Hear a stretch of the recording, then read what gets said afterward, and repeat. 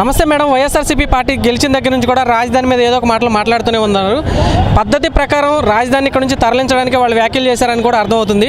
ఈ వ్యాఖ్యల పైన జీఎన్ రావు గారి కమిటీ రిపోర్ట్ పైన మీరు ఏమంటారండి? ఆ రిపోర్ట్ రాకముందే జగన్మోహన్ రెడ్డి గారు 3 రాజధానులు అని చెప్పారు. ఆ రిపోర్ట్ కూడా 3 రాజధానులుగానే వచ్చినాయి.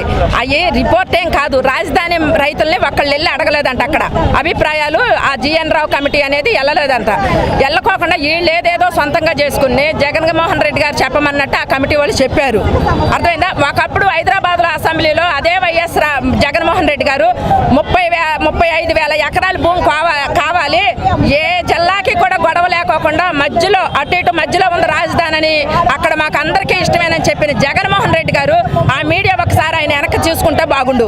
అదే జగన్మోహన్ రెడ్డి గారు అసెంబ్లీలో విజయమ్మని అవమానపరిచాడు. బొత్స సత్యనారాయణ విజయమ్మని ఏడిపించిన మంత్రికి ఒక అదే మంత్రి పదవయ్యా, మున్సిపల్ శాఖ మంత్రి పదవి ఇచ్చి అలాంటి వాళ్ళ తల్లిని అవమానించిన మంత్రికి మున్సిపల్ శాఖ మంత్రి ఇచ్చి ఆయన ఏం మాట్లాడుతున్నాడో తెలియట్లా.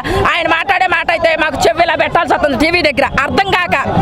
ఆయనకైనా అర్థమవుతుందో లేదో తెలియట్లా. అలాంటి మంత్రులకి అలాంటి పదవులు ఇచ్చి ఇవాళ అమరావతి గురించి అంత చండాలంగా మాట్లాడుతున్నారని మాకు చాలా బాధ అవుతుందయ్యా. పాప మా రైతులు వాళ్ళ కన్నీరు చూడలేకపోయాం. ఇవాళ వెళ్ళి వాళ్ళ ఉసురైతే మనం పోసుకోకూడదయ్యా.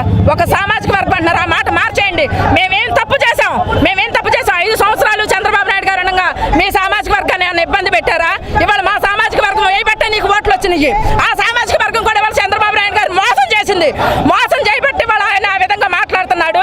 ఇన్ని రాజధానులు కాదు, 3 రాజధానులు కాదు, 30 రాజధానులు చెప్పెడతామని చెప్తున్నారు వాళ్ళ మంత్రులు. వాళ్ళు కూడా ఈ జనం కూడా చంద్రబాబు నాయుడు గారిని ఆయన సామాజిక వర్గం కూడా మోసం చేయబట్టే ఇవాళ చంద్రబాబు నాయుడు గారు భూములు ఉన్నాయి నువ్వేం నెల అయింది తీ డాక్యుమెంట్లు బయటికి, ఎవరి పేర్లు ఉన్నాయో ఎవరి పేరు మీద భూమి ఉందో తీమని సవాళ్ళు ఇస్తున్నారు. నీకు దమ్ముంటే తీ. బొత్స సత్యనారాయణ సవాళ్ళు ఇస్తున్నారు. నువ్వు ఎందుకు ఇట్లా ఎందుకు అవాకు చవాకులు పేలి ఒక సామాజిక వర్గం మీద నువ్వు కక్ష సాధిస్తున్నావు? ఇది మంచి పద్ధతి కాదు జగన్మోహన్ రెడ్డి గారు. మీరు ఇప్పటికైనా మారాలి. ఈ సామాజిక వర్గాన్ని కూడా మీరు సమానంగా చూడండి. మేము కూడా ఓట్లయితేనే మీరు గెలిచారు. మీరు మంచి పరిపాలన అందించండి. మా మద్దతు మీకే ఉంటుంది. అది మేము చెప్తున్నాం. మేడం, ఇప్పుడు రాజధానిలో ధర్నాలు చేస్తున్న వాళ్ళందరూ కూడా చంద్రబాబు గారు బినామీలే, వేరే వాళ్ళు ఎవరో లేరని చెప్పి కూడా మాట్లాడుతున్నారు. మీరేమంటారండి? అయ్యా వాళ్ళు అంటున్నారు చెయ్యాలిగా అయ్యా. ఇప్పుడు వాళ్ళకు ఓట్లు వేసిన వాళ్ళే చెప్తున్నారు. అయ్యా మీరు ఇట్లా మాట్లాడుతున్నారు, మీ దగ్గర దమ్ముంటే ప్రభుత్వం మీది. ఆ కాగితాలు తీసుకొచ్చి జనాల ముందు మీడియా ముందు పెట్టండి. పలానా మనిషికి ఎంత ఉంది, పలానా మనిషికి ఎంత ఉందని పెట్టండి అని వాళ్ళకు ఓట్లు వేసిన వాళ్ళే చెప్తున్నారు. అయ్యా రాజధానిలో రైతులు కూడా వైసీపీ ఎంపీనే గెలిపించారు, వైసీపీ పార్టీ ఎమ్మెల్యేనే గెలిపించారు. అక్కడ రైతులు కూడా వాళ్ళకి ఓట్లు వేయమట్టాక ఆ పార్టీని గెలిపించుకున్నారు. ఇవాళ అలాంటి రైతుల మీద నువ్వు ఎందుకు కక్ష సాధిస్తున్నావు? అది నువ్వు ఒకటి తెలుసుకోవాలి జగన్మోహన్ రెడ్డి గారు. అందరం ఓట్లు వేయబట్టే నువ్వు గెలిచావు, 151 సీట్లు సాధించావు. కాకపోతే ఇవాళ మీ మనసు ఇలా మార్చుకోవడం మంచి పద్ధతి కాదు. మళ్ళీ మీరేంటంటే మళ్ళీ నేను అధికారంలోకి వస్తానో, సీఎంని అవుతానో రాను అవనోనని ఇప్పుడే నేను ఈ కక్ష తీర్చుకోవాలని ఖచ్చితంగా చేస్తున్నావు కానయ్యా. అది నీ మనసుకు పుట్టింది కూడా కాదు. నీకు పక్క నుండి చెప్పేవాళ్ళు చెప్పి నిన్ను చెడగొడుతున్నారు. నీకు బ్యాడ్ అవుతుంది, అది నువ్వు తెలుసుకోయ్యా. నీ ఓట్లు వేసిన వాళ్ళు కూడా నిన్ను వ్యతిరేకిస్తున్నారు. నువ్వు మీటింగ్ మీడియాల ముందు రూముల్లో కాదు పబ్లిక్లోకి రండి. మీ మంత్రులు కానీ మీ ఎమ్మెల్యేలు కానీ సెక్యూరిటీ లేకుండా, పోలీసు వాళ్ళు సెక్యూరిటీ లేకుండా నడిపించండి మాలాగా రోడ్డు మీద. అప్పుడు ఏంటనేది, అప్పుడు ప్రజల్లో ఎంత వ్యతిరేకత ఉందనేది మీకు అర్థమవుద్ది.